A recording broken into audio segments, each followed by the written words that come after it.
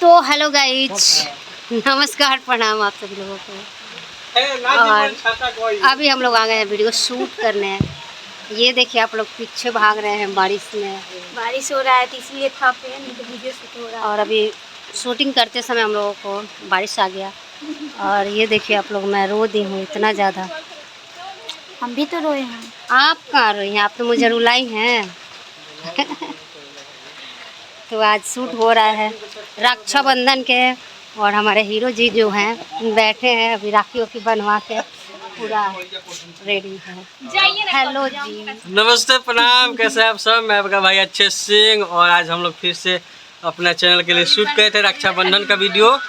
राखी के लाज बहुत अच्छा पारिवारिक वीडियो है जो अरविंद सिंह गोपालगंज और अच्छे सिंह ऑफिशियल पर आएगा। और बहुत दिन के बाद शूटिंग चालू हो रहा है। रंजा जी बहुत दिन के बाद मिल रहे हैं, तो प्लीज़ जे भी ये ब्लॉग के देखो तो हमने के फेसबुक, इंस्टाग्राम, व्हाट्सअप से फेसबुक और जहाँ से जे भी देखा था तो प्लीज़ देखो तो भाई शेयर कर लो और कमेंट करके बताओ लो कि अगला वीडियो कौन टॉपिक के चाहिए और हाँ कैसन चाहिए। हमने के वैसन का वीडियो बना के जरूर लोग के दिखाएम सन।